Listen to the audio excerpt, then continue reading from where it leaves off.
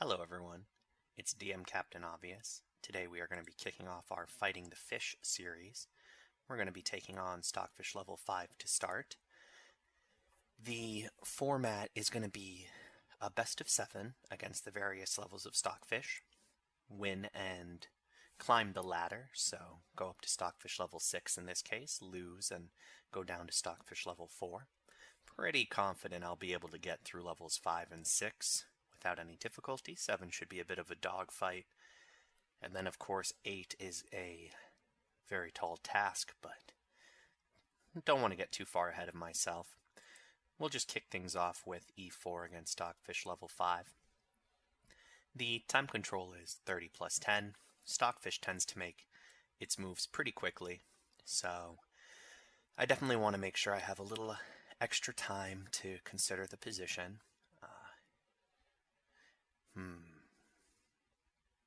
Let's see if it follows main line and takes and plays G5 after knight F3. No.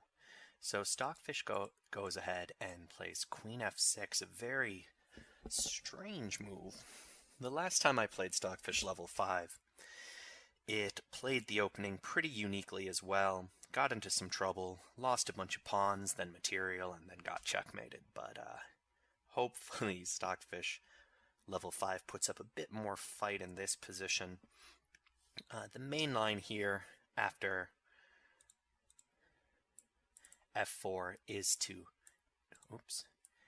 take the knight F3 and then G5, and you kind of have a very pleasant King's Gambit like position. White can get squished on the king side if they're not careful, but you can still have good attacking chances. But here with Queen F6, I think we're just going to ignore that and still play knight F3. I'm not really worried about this pawn moving, because then of course I can try to take control of the center. This queen will probably end up being misplaced on F6. In terms of development, there's a couple of things that you always want to keep in mind.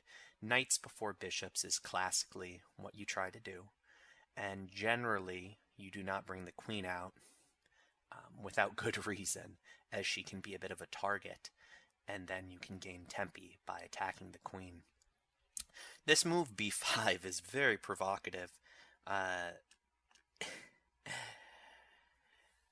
So I'm not entirely sure why Stockfish has played this. It just seems like a free pawn to me. My bishop is very happy to take. I'm not going to move this knight again, even though e4 is not under fire, as this is the queen and not the knight. I do want to develop this light square bishop, and now I get to take a pawn while developing. Very strange decision by Stockfish level 5. This is not a good move. I think now I can sink my knight into d5. I'm hitting c6, or pardon me, c7, and that of course would be a fork, so the queen is going to have to come back here. I don't think it's very likely the queen sits here, as then I can take. Or maybe even apply more pressure. But let's go ahead and just drop the knight in, create that threat. We're gaining a tempo on the queen right now. Yeah, queen d8, sensible.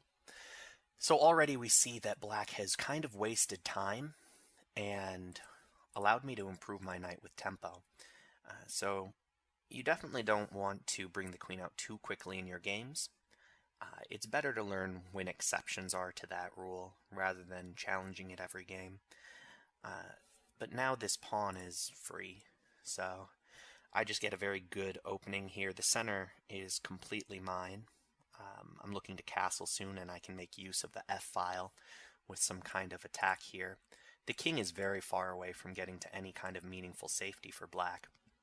So, you know, castling queenside, which would be quicker if not for this pawn under threat. You know, he is threatening c6 here, forking my pieces.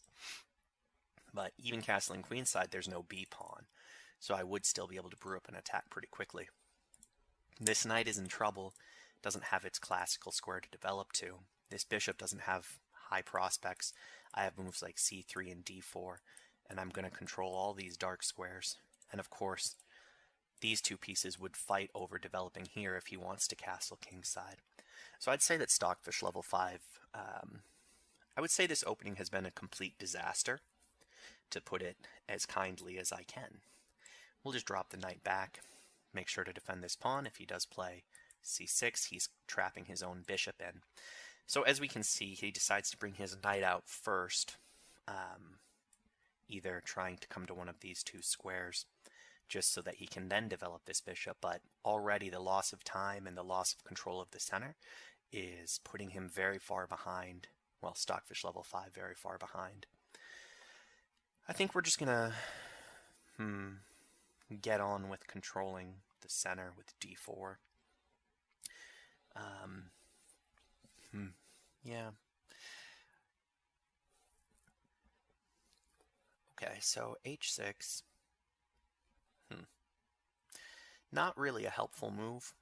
I'm not necessarily looking to put a piece on g5. So, I mean, it does control this square, but it doesn't help get his king out of the center, and it certainly doesn't unknot this mess right here. I think I actually have the move e6 here, which is a very annoying move for black to deal with.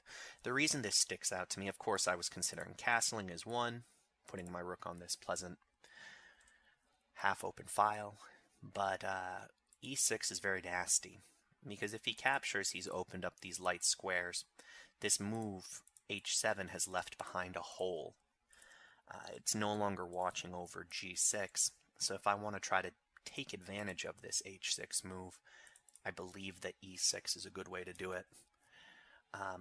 This pawn is pinned, so really the only way that he could address this is capturing, and if he doesn't, then I am threatening to capture here, and that pawn is protected with check. He would have to give up his queen.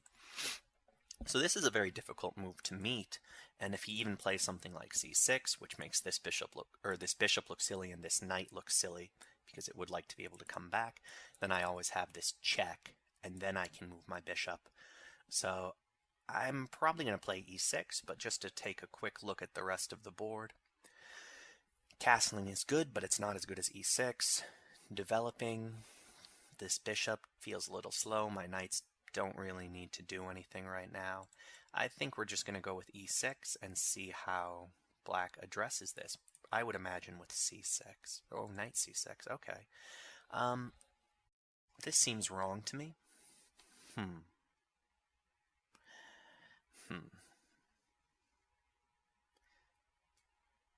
I guess we still just take and make his king come out into the open. And once his king is bare, I'm not sure that these pieces will be able to come to his defense. I'm going to get a very quick attack, even with just castling here and putting my rook in line. He'll have to move his king again, I believe. And this is very dangerous for black. I don't think that he's going to survive till move 25. If I were just to hazard a number, a guess of a number, I'd be surprised.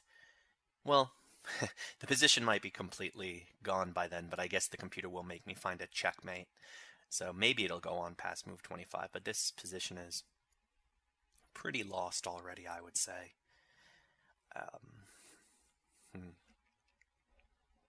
I guess we can just start bringing pieces in.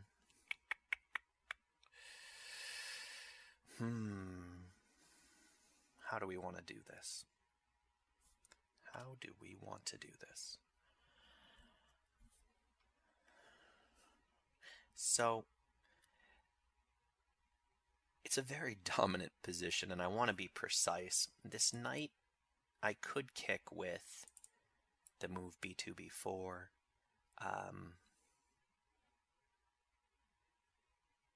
I guess he would probably have to throw a counterpunch, but how does he actually get the knight out, I wonder? Oh wait, I don't have b2, b4. He still has a bishop watching over that square. Yeah, that doesn't work. I would of course love to be able to play bishop c4 here, but a3 feels a little slow preparing this. Maybe it's time for me to play d5, make this bishop silly, and then give myself a square for my queen.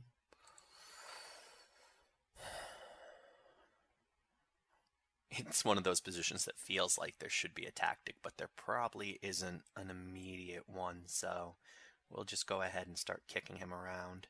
Okay, so Stockfish level 5, just letting me take a knight.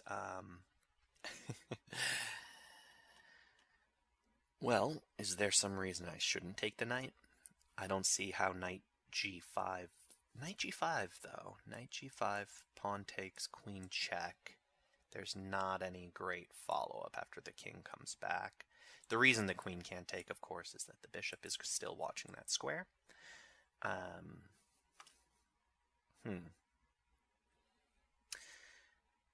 don't think knight g5 has any good follow-up, so we'll just take the piece. I imagine knight recaptures to get him off of that really weird square on a5. It's not really doing anything. Stockfish level 5 disagrees. He thinks that knight on the rim looks beautiful. So we will go ahead and probably trade queens here. I don't think I actually do want to trade queens. His king is so silly, but if I move my queen, he can capture my bishop. So I would have to move my bishop, which, I don't know. Something like bishop d3, though, prevents the queen trade, puts the bishop in line with the king. I think I like that. I want to keep pieces on the board. I feel like I'm going to be able to checkmate him. Well, Stockfish level 5 is in a lot of danger here. I wonder if queen e1 and bringing my queen out would be helpful.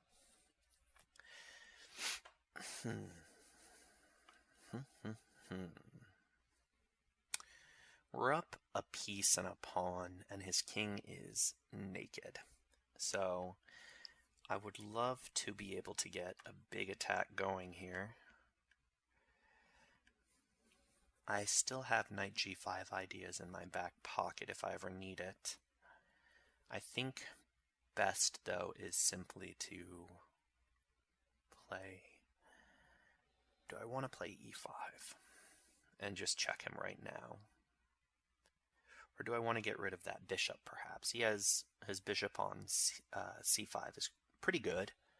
I could try to chase it away, but that feels like I'm heading in the wrong direction. He can always also just pull his bishop back, maybe try to come up with some kind of counterplay. I'm not entirely sure how that would work, but it is infringing with my bishop coming out, because I would likely come to bishop e3. This is not really helping me at all. So e5, king goes back probably to h8 to stay off of this light diagonal. Right now the knight is still there, but I could also play a3. This knight currently doesn't have any squares to go to, and then I am also threatening to just simply play b4.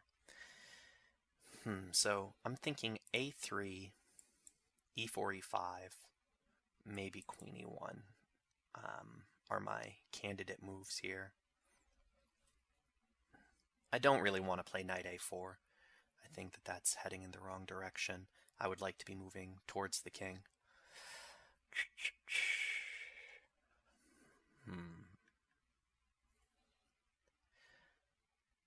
So if I play a3 and he plays bishop d4, am I willing to give this knight for the bishop? I think I am. And then after queen recaptures, I then have check. The rooks would be opposed. I do just want to be a little bit sensitive to the fact that my king is in the corner in that position. But I think that that is what we're going to go for. If he offers me the bishop, wow. Okay. Well, Stockfish level 5 doesn't want to trade the bishop for the knight. He wants the exchange sacrifice. I don't think that's good. We'll just go ahead and take that. Now my queen is developed I don't see that as anywhere near ample compensation. Okay. This knight is trapped, yeah? I don't really understand why Stockfish has proceeded this way. Unless maybe it's playing this way because I have some kind of checkmate after e5. That's the only thing I can think of. This is kind of a meta commentary on computer chess play. It tries to delay you being able to mate it as fast as possible, but the knight's dead if I play b4. e5 check, the king comes back to h8. I'm not... Oh, maybe then what? So my thought process is b2, b4, the knight's toast, and then I can put my bishop here, which is going to help us mate him. But maybe just e5, and now that the queen is here, I can play queen f5, and how does he escape mate? So yeah, that's a bit of meta commentary, this whole sequence of rook takes knight and then letting this knight hang to a silly tactic. There might be a forced mate with this, and it looks very promising. It's not like b4 won't be there after this sequence, but right now I am just threatening queen h7 checkmate. So yeah, this is actually really bad for Stockfish level 5. I don't see an answer. Yeah, this is now over. I don't know, and there's no defense. Wow, so that's that. Stockfish level 5 going down in flames, and our prediction remains true. The game did not reach move 25. We finish with checkmate on move 24. Let's go ahead and take a look at the game. Keep the computer analysis off for now. We'll take a look ourselves before running the engine to see what it thinks about everything. So just your typical Vienna. Now, in the Vienna gambit, I think the most testing line black can give is pawn takes, knight out, and then g5. This gives black a tremendous amount of pressure, and it's very difficult for white to make great progress here. In a lot of lines, g4 can hit, or black can just sit back and play h6. This has been played at the very highest level here. We have some examples of MVL, or Maxime Vachier-Lagrave and Hikaru Nakamura played this a couple years ago. Yeah, we have some very good players here. Having tested this line, now we do see that black between masters has a very, very successful rate here. 51% is kind of an absurd win rate, so maybe this is a bit dubious for white. But it's an interesting way to play an imbalanced game, try to create chances. And yeah, if you treat this like a king's gambit and challenge this structure quickly, I think that's when you start to see white's chances go better. The controlling the center, even though it seems practical, is just very difficult. Black gets a lot of quick and simple plans, but we didn't get that. Yeah, nothing with queen f6. I don't think that that's a relevant move. It's just not a good square for the queen. She's preventing development for black's king's knight. And it's just overall inviting knight d5 at some point. The queen doesn't belong on f6, and as the tempi are wasted, black falls further and further behind. So queen f6, a mistake. Even here, taking this pawn, even with the queen, still allows something like d4 and a total takeover. The bishop would be hitting the queen. There's not a great reason for this queen to be here. Taking, and I still control the center. So this move made no sense. b5 is just unnecessary. It's just giving me a pawn. Stockfish level 5, I guess, must have some kind of programming where it just offers you material and sees if you take it. I don't think a 1700 level player would play such a move. It doesn't make much sense. Yeah, now we see that this is now just very ugly. The knight on the rim is grim or dim, depending on which rhyme you like more. Just very transparent threat here by black. Not much to say about this position. I don't think that black has anything from the opening. I gave a very good opportunity for black to try to wrest a very good position. I would have met g5 with h4, and we would have had a very interesting middle game. But this has just gone completely wrong. Just dropping the knight back to avoid that fork, and now the central takeover is complete. This move is another move that doesn't make a tremendous amount of sense. It's very slow. Yeah, and at this point we're just luring the king out. And from this point on, I believe I mentioned around here that I would be surprised if the game lasted past move 25. This is an interesting moment. I don't think there's anything wrong with the queen trade, if you want to start simplifying, but my instinct as an attacking player is that I'll make good use of the queen, and I didn't want to take the most powerful piece off the board when black's king is so naked. These light squares are terrible. Most of his pieces are here on the wrong side of his side of the board, not able to help on defense. So I wanted to start putting more pressure. And here maybe a3 is actually slightly inaccurate. Maybe I already should be playing e5 and attacking this king. Nonetheless, we provoked a very wild exchange sacrifice. There's not a great reason I think black does this. I don't really understand that one. It just puts my queen on a great square, and now I can resist my plan because this is just crushing. This is just absolutely crushing. And as we see, there's no defense. All right, let's go ahead and run that through the computer analysis. Don't worry, it's not Stockfish level 5 analyzing. It is the latest and brightest version of Stockfish that will be judging our game. But I think that was a pretty smooth game start to finish. I don't think, maybe a3 was a move that I didn't need. Maybe e4, e5 was still better yet. But other than that, I think, of course, engines aren't a fan of f2, f4 in these positions, but they're perfectly fine if you've studied the opening, the Vienna Gambit, and feel comfortable in such positions. I think they're very playable, and they're very dangerous. It's surprising how many black players don't want to go for e takes f4 and then g5. In my experience, you see all sorts of moves that are surprising. One of the most common mistakes I see is just getting another knight out, and then after takes, knight takes, and then pawn here. Suddenly the central takeover is very pronounced, and then you just simply play e5 and kick this guy back, and now in this position white is just very dominant. That is a very common mistake by black in that position.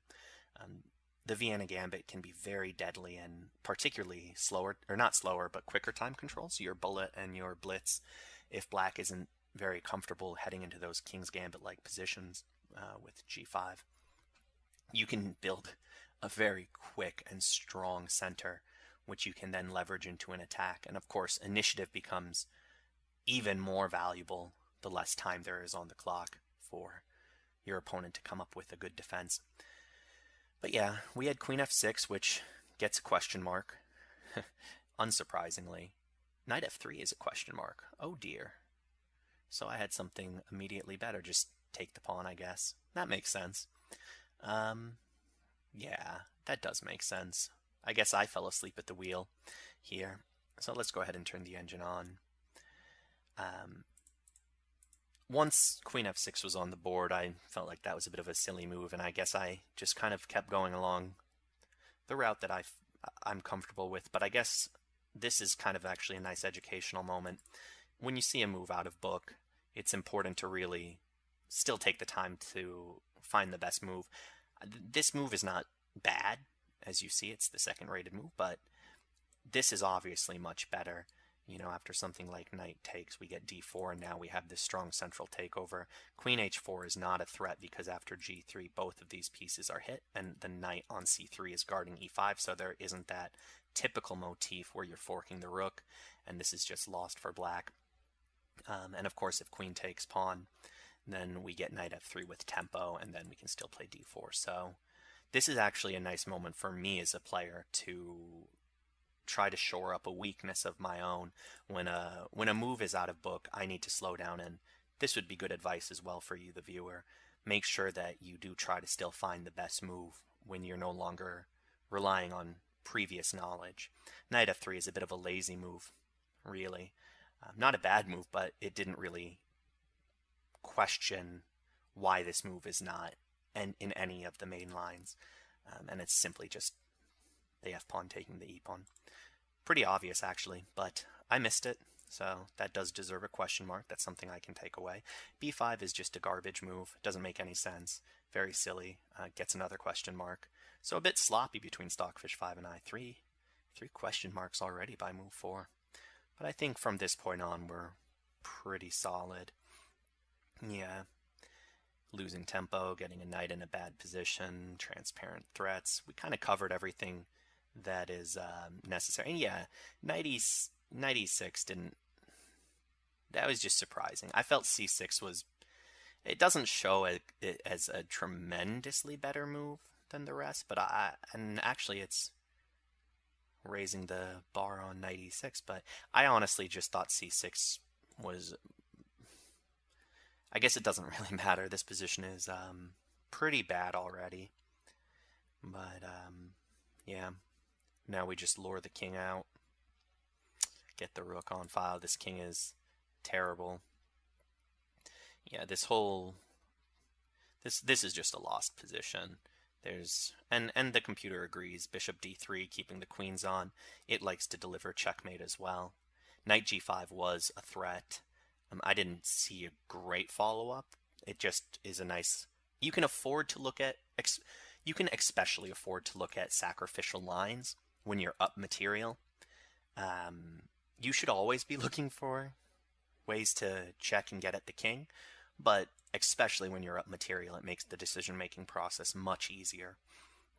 But bishop d3... Yeah, this has just really escaped black. If we look at this critical quadrant here, just a lone rook defending the king. These pawns are fractured. It's not an ideal position. Yeah, a3, I guess I did kind of step away from the point of the position. I should still be bringing pieces towards the king. Queen e1, I think we mentioned. Queen e2, of course. e5 check, we looked at. Knight a4 even shows up, which also was considered. I guess a3 is unnecessarily slow. I don't think it's a terrible move. It's around. It's not making my position worse. This exchange sacrifice, though, I don't think it makes any sense at all. But of course, the position is completely lost for black. So at this point, we do have a forced mate. I did not instantly see forced mate in 10, but I did sense that this was probably some kind of forced mate. Whoa. Queen h5. So did I miss the mating pattern with queen f4? Or queen f5? What's the difference between queen h5 and queen f5? Queen g8? Bishop takes h6. Yeah, this is still a very dominant position, but I guess that is kind of cool, because now if queen g8, bishop takes h6 is significantly stronger. There is no breaking of this pin because the bishop still guards this square. A move like this is just toast because there's only one move, and then it's mate. That's actually very cool. Why h5 is better than f5. Huh. That's a nice little thing to take away from the game as well. Queen h5 being more accurate. putting her opposite of the black king. Very cool. So I'm sure this, if you give it time to think, it'll still be forced mate even after queen g8. But nice, a nice little difference between those two squares, with bishop takes h6 being the big shot. But here this move is just kind of irrelevant, and it's just cleanup mate. And there you go.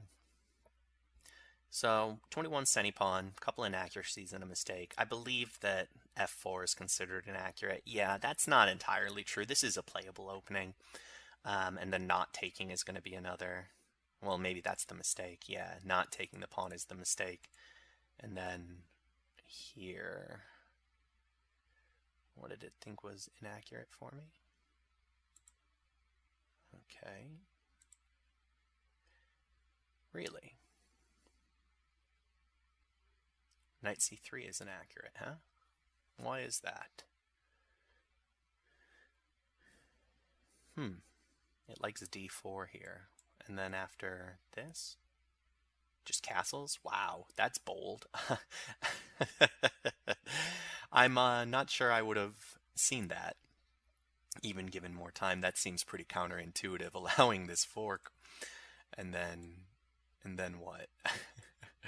Takes the bishop, and you just argue that this is too much. That this is too much now. That's a funny little computer line. Maybe I could have found something like that with enough time, but that feels pretty counterintuitive to me. Just allowing this fork. But other than that, smooth game, smooth sailing. We're up 1-0 on Stockfish level 5. We'll go ahead and manually switch colors in the next game, so I will make sure to play black against Stockfish level 5. We're only 3 games away. If I can sweep Stockfish level 5, just a clean 4-0, I can move on to Stockfish level 6, and we'll see what that would have in store, but I get ahead of myself. I hope you enjoyed the game. I hope you took something from it. Take care, and have a great rest of your day.